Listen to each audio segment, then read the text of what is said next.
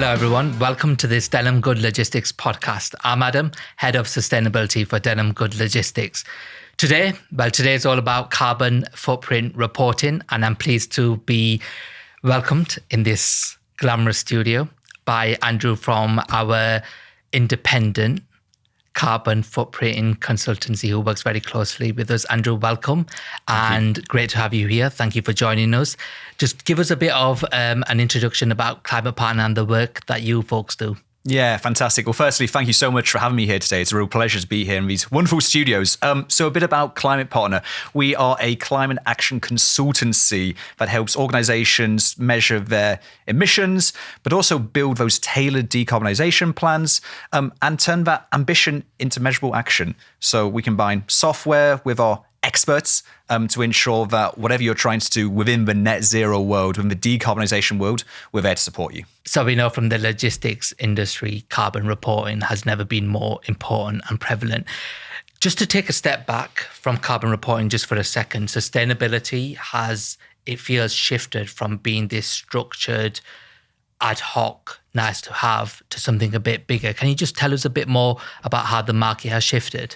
Yeah, you know what? And having this conversation in 2026 feels so different to even just 3 or 4 years ago. And I guess there are probably 3 big trends I'll pull out for today. Number 1 comes to how regulation actually is really becoming important for everyone. What that means is disclosure requirements are now becoming required for so many more companies than they used to be. And that's a massive shift compared to where we were before. Secondly, the large corporates are now having to report their full value chain emissions, and that means scope 3. Now, remember that word because we're going to talk about it later, but that's a really key one, which again is asking a lot more questions of companies than were there before. And thirdly, and this is a bit different, but carbon performance is actually increasingly being viewed through this financial and operational risk perspective. And that means it's transforming from where investors and lenders are now wanting to understand that from an operational perspective as well, which is really different to where it was before. Absolutely. And I think at Denham Good Logistics for the last several years, we've really seen a ramp up of expectations, whether that's from regulators, whether it's from customers, but also our own colleagues, whether it comes to retaining the current generation of employees, as well as attracting the future generation of employees as well. Is there anything right now in the work that you do that provides a bit more certainty about where the world is heading? Or is it a case of reacting to emerging regulation? I think the space of environmental reporting actually is becoming just a much broader topic now. And so many more companies are realizing the different ways that it impacts their company, not just on a reporting perspective, but also from a really strategic perspective. All these questions, which are not just about, okay, what numbers do we need to put in our annual reports, are actually becoming more of a, okay, well, actually, how is this going to impact us over the next 5, 10, 15 years? We know that climate change is not going anywhere. It's actually increasing the risks that companies have to deal with. And so it's really important that companies like Denham and all your clients and everyone else across the world are able to really start to understand what those risks are. And then within that, there's so many different ways in which they can be taking action, which is the really exciting part. For me, exciting, and hopefully for people listening, will become exciting for them as well. Perfect, Andrew. Thank you. So the whole purpose of this podcast was to talk a bit more about corporate carbon footprint. So what does that mean in essence? So a corporate carbon footprint measures the total greenhouse gas emissions that a company generates over a reporting period, normally a year. So if financial accounts are measuring money, a corporate footprinting is measuring that environmental footprint. And this really looks at emissions coming from everything. It's your transport, it's the energy you're using, it's how your employees are getting to work, the waste you're generating, so many different things. And we can get into some of those details if you'd like to. Absolutely. So for us at Denham Good Logistics, of course, we have to measure, we have to report the emissions that we emit operationally. So whether that's energy, whether that's a fleet, whether it's the offices, the warehouses that we operate. And a lot of that is measured through 3 key terms, Scope 1, Scope 2, and Scope 3. And that's heavily influenced by global sustainability related, carbon reporting related frameworks. Can you just distill some of them terms for us? What does Scope 1, Scope 2 and Scope 3 emissions actually mean? Yeah. Not that it's news to me, but hopefully you do know this. No, these are really important terms because you're going to see them absolutely everywhere in companies' annual reports to how they understand and build their sustainability reporting. It's really vital we get these right. So first of all, the basis, all these terms are defined in the Greenhouse Gas Protocol. This is a standard, a framework. It's been around over 20 years now, so really well established in the market and across all global locations. So let's break it down. Really imaginatively named Scope 1, 2 and 3. Scope 1 is all the emissions coming from things that you directly control. So they're called direct emissions. So this is going to be fuel that you're burning. If you have a fleet of trucks, for example, really important for logistics companies, that would be your guys. But also if you have a manufacturing site and you're burning natural gas as part of that process. Or even if you just have an office and you've got a gas boiler that you're owning or operating, that's also Scope 1. So Scope 1 really sits at the heart of your operations. It's all the emissions coming from your direct facilities. Scope 2 is one step further away. So we call these indirect emissions relating to purchased energy or purchased electricity. So when you're plugging in your coffee machine in the morning to get your nice flat white, you're probably taking electricity from the grid. Yeah. Now, you don't own that power station, but you are taking electricity from it. So for example, if it's a coal power station, we've actually shut them all down now. Let's say it's a gas power station somewhere here in the UK abroad. There are emissions associated with generating that electricity. So you as a company aren't responsible for the power plant itself, but you are responsible for taking the electricity that comes as an output of that power plant. Absolutely. So when you've got those type of purchased electricity emissions, that's Scope 2. Another part of Scope 2 will also be any purchased heating. For instance, if you're on a district heating network, you maybe aren't operating the boiler, but you are purchasing the energy from that. So all these purchased pieces of electricity and energy sit into Scope 2. So Scope 2 is arguably, given everything that's happening in the world, the most important element for most businesses right now in terms of measuring and reporting their own energy consumption. And do you often, at ClimatePartner, are you often taken aback by how many organizations sometimes struggle with that measure and reporting, and they may not be able to always leverage opportunities in terms of pricing, etc.? Yeah, this has been one of the most fascinating things I've seen in the past kind of half decade, is that actually electricity, it's something which is very much, it's paid. You know, imagine it's a really big cost item for so many companies. But actually, there are a lot of companies that don't have the great granularity of data, maybe coming from all their different warehouses. Maybe they don't have metering to the extent they can disaggregate from perhaps their neighbors and theirs. So that's a really common issue, and one which a lot of companies are looking to address because they recognize that electricity, not only is it a big driver of carbon in their footprint, but also it's a big cost element. And so they need to have better granularity on that to ensure they can improve both carbon efficiency and cost efficiency going forward. Absolutely. And then that leaves us with, I'm expecting some doom music at this point, with the big one in the room, the elephant in the room, if you like, the most complicated element of scope reporting, Scope 3 emissions. So what does Scope 3 emissions mean in practice? And do you think with organizations big and small almost being frightened of Scope 3 emissions is justified? Scope 3, yeah, it's everything else. Yeah. Right. So you've got your fleet, you've got your gas boilers, you've got electricity. Okay, that's everything in your facilities. But what about all the goods you're purchasing in? What about how your employees get to work? What about how your directors do business travel? Everything inside your value chain is Scope 3, and you have both upstream and downstream elements of that. So you don't directly control or operate where the emissions come from in that space, but you can influence them through your purchasing requirements or how you tell your company to behave, essentially. So Scope 3 is a much bigger and a much more complex piece of a pie compared to Scope 1 and 2 generally.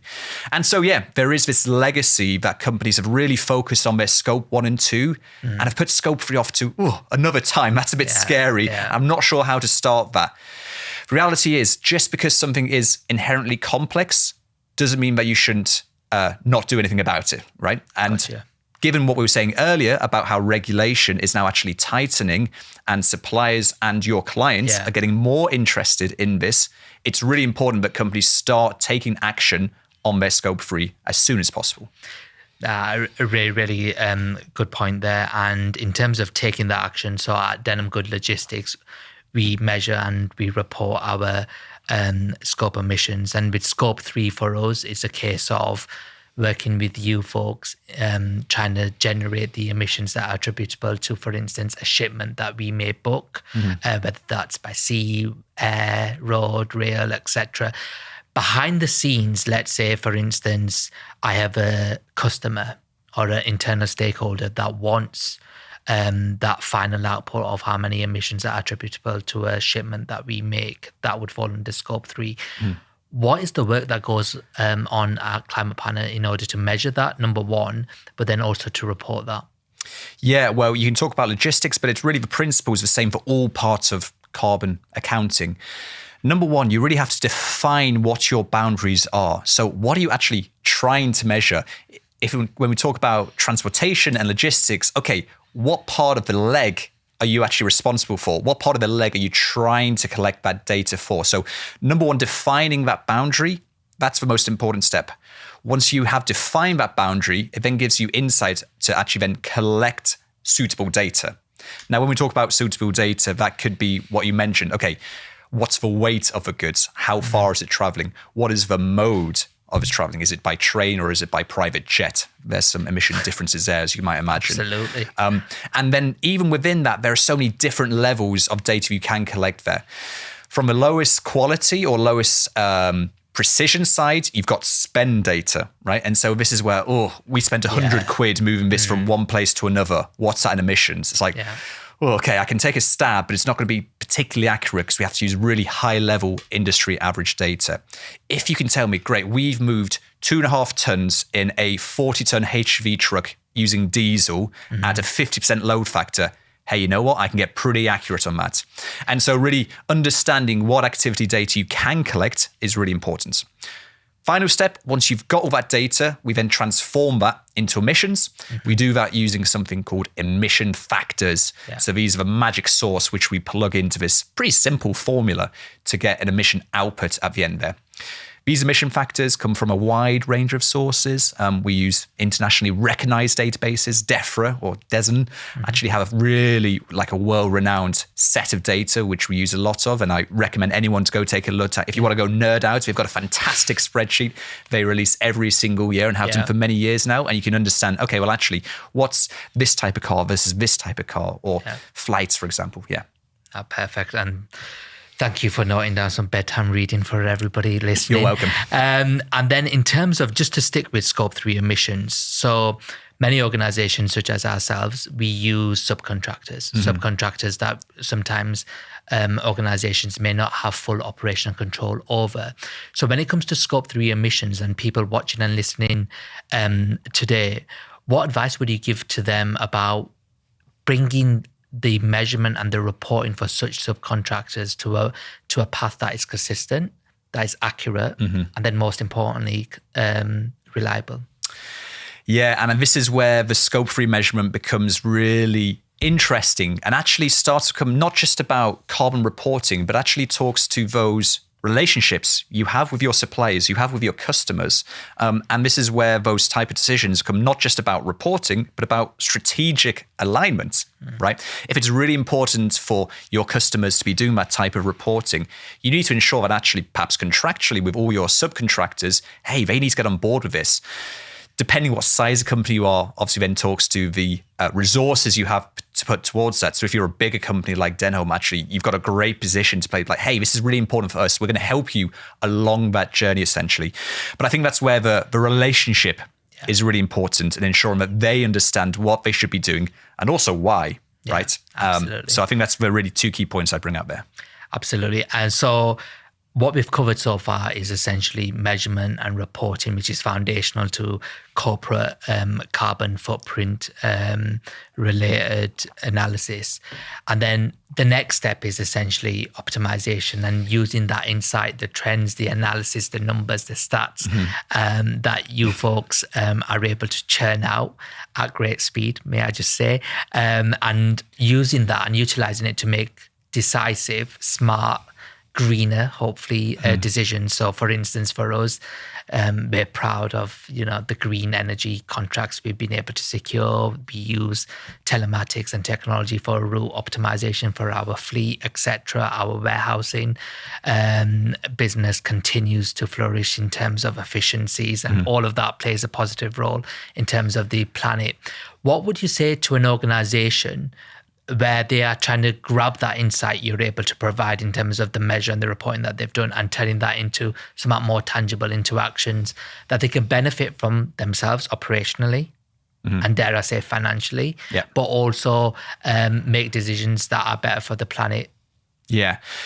I think we need to really think about, why is it that regulation is tightening? Why are governments demanding that companies actually start doing this? Why are companies demanding their own suppliers are doing this, right? And it's the recognition that, well, we are in a climate crisis.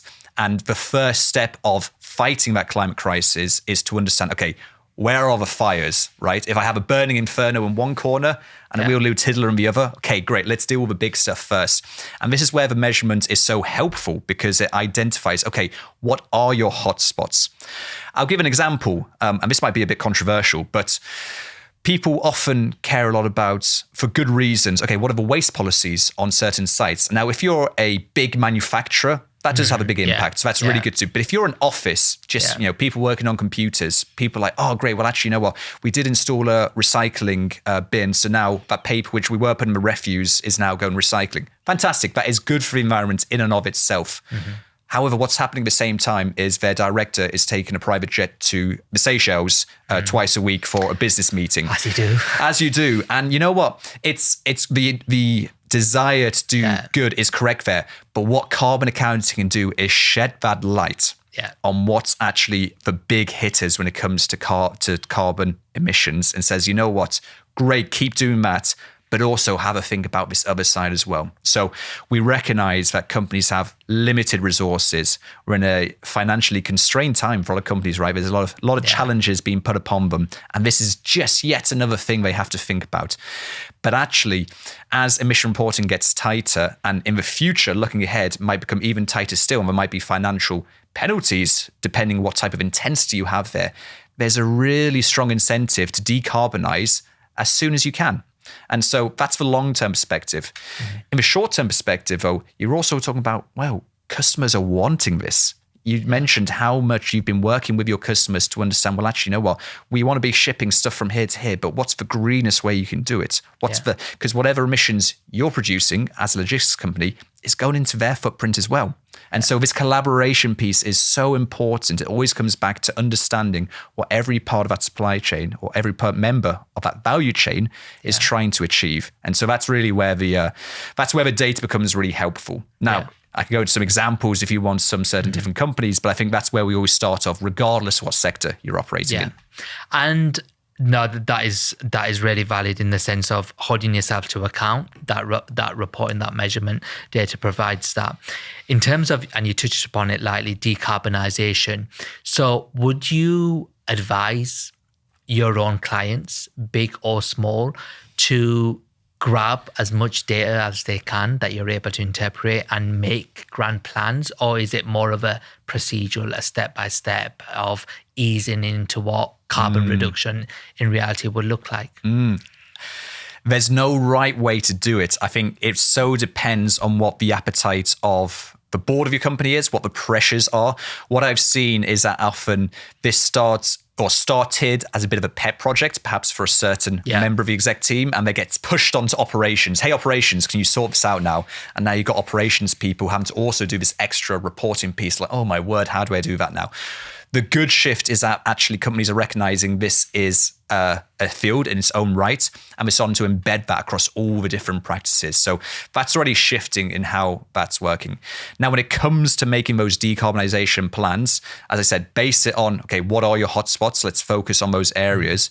And then there's different ways in which you can approach it. You can go bit by bit and chomp off a little bit of the apple. But really, that long-term vision needs to be heading towards somewhere. And so that's where the whole concept of net zero comes really important.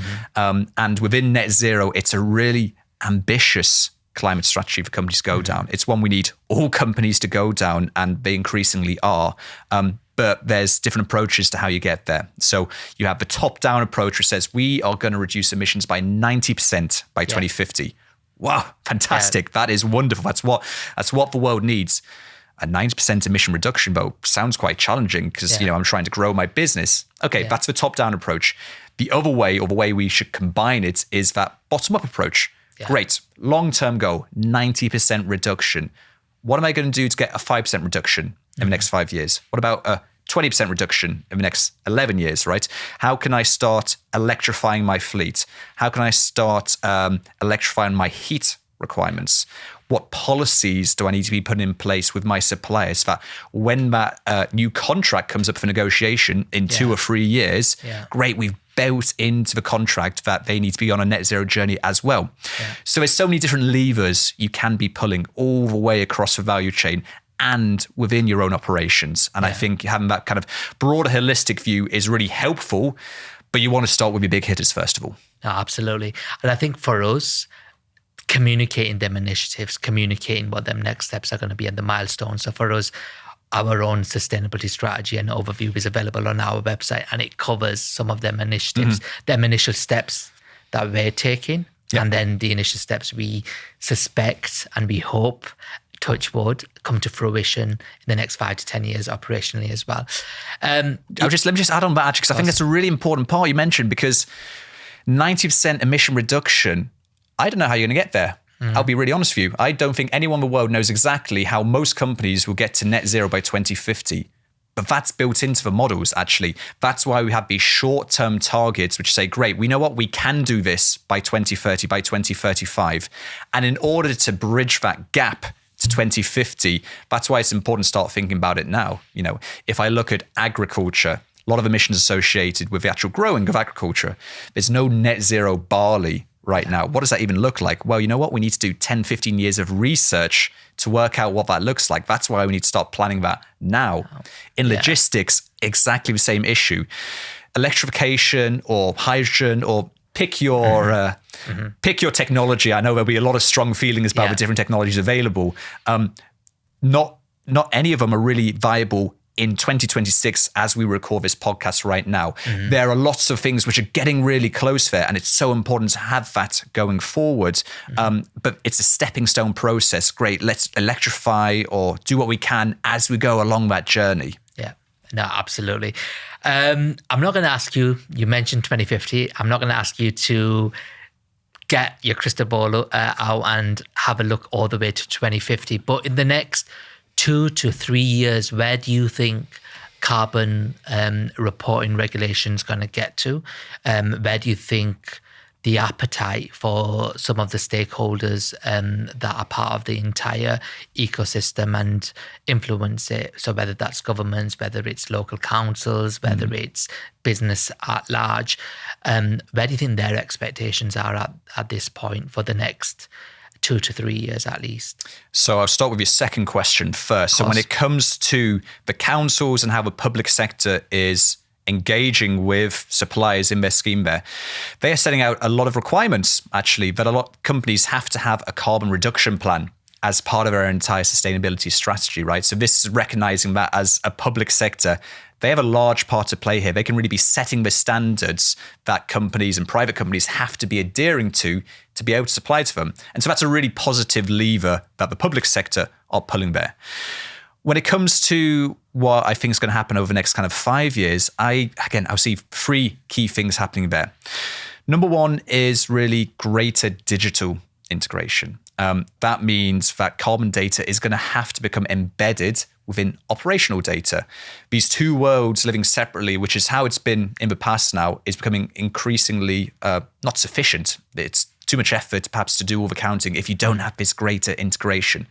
And what that does, once that integration exists, actually allows experts in the field, such as yourself, to be able to then really focus on the important things, which is the decarbonization, right? The reporting is just a mechanism to get on that decarbonization journey. So I think that integration is going to be really important. And that data is so rich in the sense of you have stakeholders that you wouldn't even imagine who would want that data. So we have, for instance, a carbon tracking dashboard, a platform that we input customer shipment data, for instance, that we are able to provide that data for our customers to make much more smarter, much more sustainable choices. Absolutely. In the future as well. Yeah, and that fits into my second theme actually, which is the expectations that customers are going to have around that transparency of data.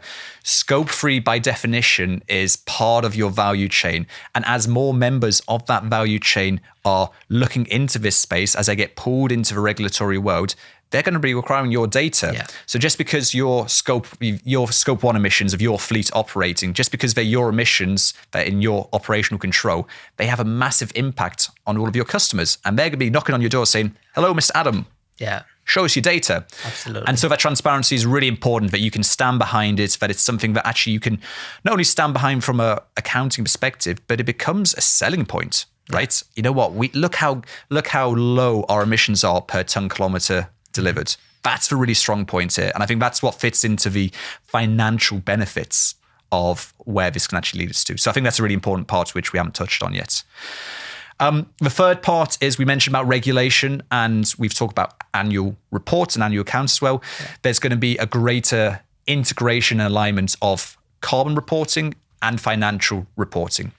When we consider that carbon data is part of annual reporting, the expectation for the quality and the auditability of that carbon data is going to increase and get towards where it has been in financial accounting for many decades now. Now, I will say there are inherent uncertainties that exist in carbon reporting that financial teams also have to be comfortable with. Yeah. And so there's a really interesting kind of difference in expectations between what the teams are doing there. The reality is they're going into the same kind of reporting output. And so that's a bit of alignment between the different teams and understanding what it's there for that needs to happen as well. And it's essentially that shift from just reporting and the data existing in an annual report or a sustainability report, but also being held to account internally and externally. Exactly. No, thank you very much. It's clear what Scope 3 emissions are. It's clear shifting from measuring and reporting and turning that into insight, etc. Do you have any lasting thoughts, anything that you want to share as a final thought? Because the work that we've done with ClimatePartner at Denham Good Logistics over the last couple of years, measuring and reporting and turning that into insight and what our next steps are going to look like, I think it's an exciting time for you. So we've worked together with ClimatePartner at Denham Good Logistics for a number of years, and you've supported us in some of that corporate carbon footprint reporting and measuring, as we've talked about. What are some of the services that ClimatePartner provide and some of the expertise that you can provide to the market at large? Yeah, thank you. And it's been a pleasure working with you these past, how many years now? Quite a few. We want to be working with companies on every step of that net zero journey, right? So we've been talking, and today's focus has been a lot on the footprinting aspect. So we've talked about a corporate carbon footprint. There's also product carbon footprints, right? So how much carbon is associated with this glass? Let's go measure it, right? This is really important when it comes to looking at your purchased goods and services. So as a logistics company, what are the main things you're thinking about? It's fuel primarily, right? But if you're a agricultural company or a manufacturer, most of your emissions are actually going to be in those purchased goods you have. So really having really granular data about that is super important. So that's something which we love talking about as well. The corporate carbon footprinting fits into everyone. Everyone should be doing that, and regulatory require it. But all that just gets into those decarbonization journeys, right? So we recognize this is a field which a lot of people are learning on the job, right? And so we want to help and support companies go through that journey with us. So understanding what net zero actually is, but then getting into the nitty gritty. Okay, how are we going to decarbonize your company, right? So we're going to bring in that research from outside, what other industries are doing, and make sure that everyone can learn from our expertise across the different markets we operate in. Final part is it's really important. We haven't talked much about carbon projects or climate projects. So this is ensuring that the private investment can go across the world to support these fantastic projects, which are not only reducing emissions or removing emissions from across the world, but also supporting fantastic UN Sustainable Development Goals as well. We can see we've got our pins on today to support the UN SDGs. They are fantastic. So a big proponent of those as well. The reporting at the end, that brings it all together essentially under a nice umbrella. So I love my job at the moment, actually, because it means I get to speak to yourself as a logistics company in the morning. I'm speaking to agriculture midday. I'm speaking to a financial services company in the afternoon. And there's differences between each of these different companies. But you know what? Actually, there's a lot of similarities. And, decarbonization as a broad thing means the electrification of everything. That's a free one I'll give you today, because that's really important actually to recognize. But then that engagement across your supply chain and with internal stakeholders as well is so important. And so I think seeing how companies are able to evolve and mature themselves over a period of a number of years, and I think that's a really key thing which everyone listening today should recognize. You know what? This is a journey. Right. You have requirements that you need to do for perhaps regulatory purposes, or customers are asking you this, and it can feel really overwhelming when you're asked for all this data. The first step of starting is starting, right? Go define your boundaries, find out what data is available, and then turn it into emissions. No one's expecting perfection on day one, right? It's quite the opposite. But actually, the important thing is you get started, and then as time progresses, you improve that bit by bit, year on year, to understand, okay, what are we trying to achieve here, right? And then that wonderful visibility, and actually, these are our hotspots. Great, let's go target them. That's what I find really inspiring, what we love helping our partners at ClimatePartner do. Fantastic. Thank you, Andrew. And working with ClimatePartner to do that measure and reporting, and then sponsoring some of them climate projects that you mentioned, has been nothing short of valuable for us as well. Thank you for joining us today. Thank you very much for joining us today. And thank you for listening to this latest edition of DGL Talks. I hope you found it as useful as I did. As you've probably seen, the world of corporate carbon footprint reporting is complicated. We're more than happy for you to reach out, ask for advice, share best practice, and collaborate larger. You can read more about our own sustainability journey at Denham Good Logistics on our website, and we hope to see you soon.